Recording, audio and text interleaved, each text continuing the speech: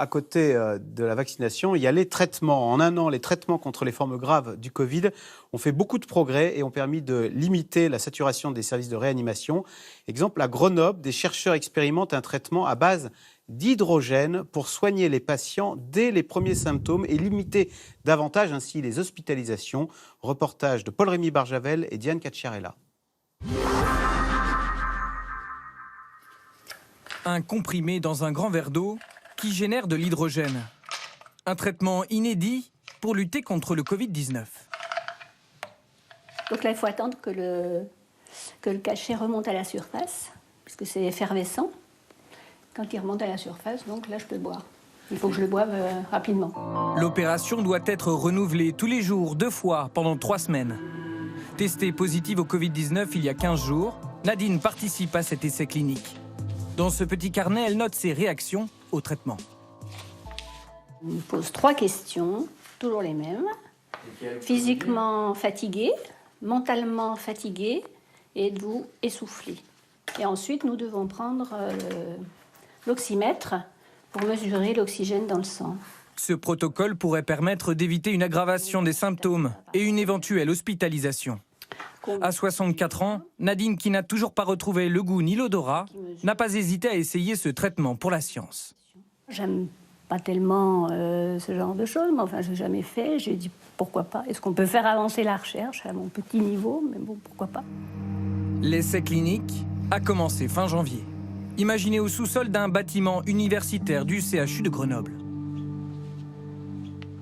C'est dans ce petit laboratoire où on a commencé à travailler sur l'hydrogène et à voir son intérêt au niveau thérapeutique.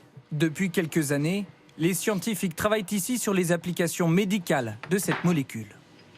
L'intérêt, c'est de fabriquer de l'hydrogène, mais également de s'en servir, parce que l'hydrogène, c'est une molécule qui est antioxydante.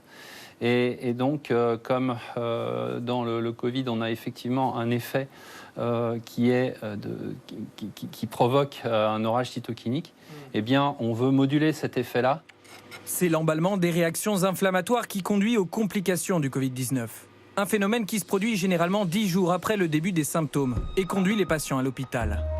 Pour l'heure, il n'existe pas encore de traitement destiné aux malades aux symptômes légers qui ne nécessitent pas une hospitalisation. Il y a un intérêt collectif. Si dans 2 mois, 3 mois, on a fini l'étude et qu'on peut dire ce produit simple, bien toléré, accessible à tout le monde, apporte même un petit quelque chose chez l'immense majorité des patients, ça sera un gain de santé publique considérable, qui actuellement n'est pas traité. Aujourd'hui, seuls les corticoïdes et une meilleure gestion de l'oxygène ont permis de limiter le nombre de passages en réanimation. L'étude clinique baptisée HydroCovid s'adresse à des volontaires positifs au Covid-19 de 60 ans et plus, habitant en Isère, mais aussi dans la Drôme, en Ardèche, en Savoie, en Haute-Savoie et en Côte d'Or. Le suivi se fait ensuite par un médecin généraliste en téléconsultation. En fait, on va vous suivre 3 semaines avec le traitement que vous prendrez tous les jours à la maison. Et puis après, il y a un suivi à 1 mois, puis à 3 mois, puis à 6 mois et à 1 an. Problème, l'étude pour le moment peine à trouver des participants. On s'est rendu compte que ceux chez qui on diagnostiquait un Covid aigu étaient souvent un peu dans le brouillard cérébral, un peu dans le choc de l'annonce, et ils n'arrivaient pas à franchir le cap de l'appel téléphonique. Si bien qu'on a réorienté notre stratégie de communication vers les proches, afin que les proches puissent aider le patient à prendre contact avec nous. L'équipe de chercheurs et médecins qui gère l'essai espère rapidement réunir les 450 patients nécessaires pour leur étude, afin d'obtenir des résultats avant le mois d'avril.